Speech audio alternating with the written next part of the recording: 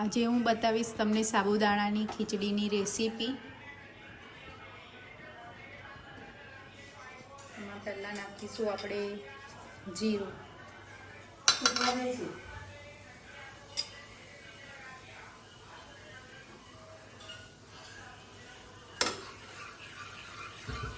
નાખ્યું છે આ જીરું કમ્પ્લીટ ફૂટી જાય એટલે પછી આપણે નાખીશું લીલા મરચાં અને લીમડો।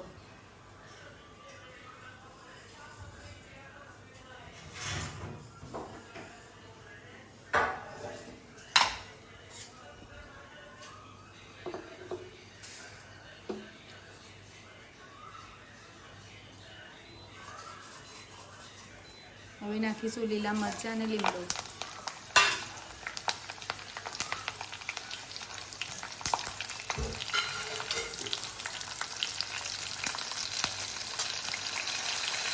મરચાંને બરોબર શેકાવા દઈશું।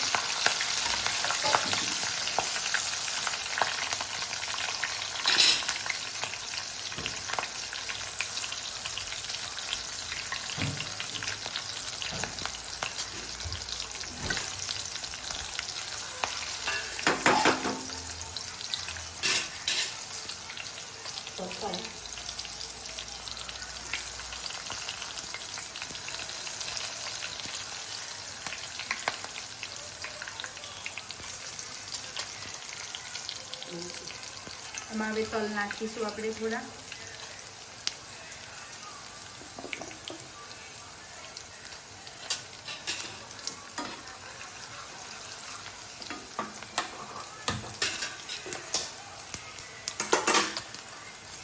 તલ ફૂટી ગયા છે, હવે એની અંદર આપણે હળદર નાખીશું। હળદર નાખીને પછી એની અંદર બટાકા નાખી દેવાના।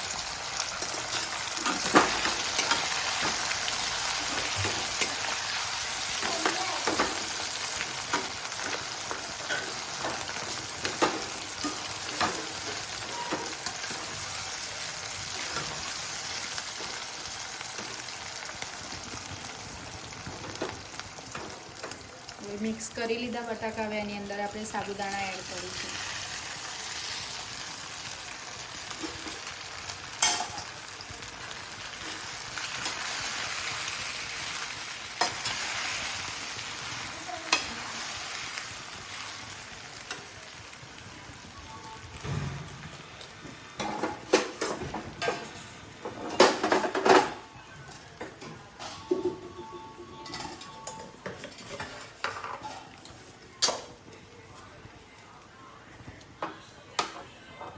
મેં મીઠું નાખ્યું છે। હવે આ મીઠું છે સિંધવ, ઉપવાસ હોય તો સિંધવ મીઠું નાખવાનું, નહીં તો તમે સાદું મીઠું નાખી શકો છો।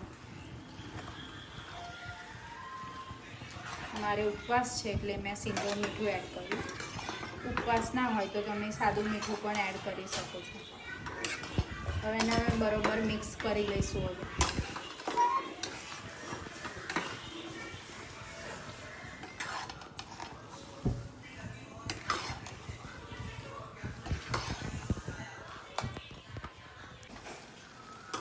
સાબુદાણા એકદમ વ્હાઈટ હોય તેના પાણી કલરના થઈ જવા દેવાના, તો જ ખીચડી ચડી કહેવાય। હજુ આ સાબુદાણા ચડ્યા નથી બરોબર।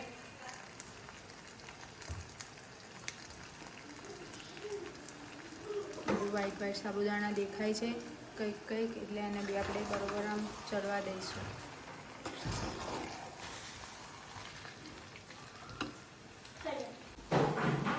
ખીચડી હવે રેડી છે, જોઈ લો ખીચડી રેડી થઈ ગઈ। ચલો હવે આની ઉપર તમે લીલા ધાણા બી નાખી શકો છો। ખીચડી રેડી।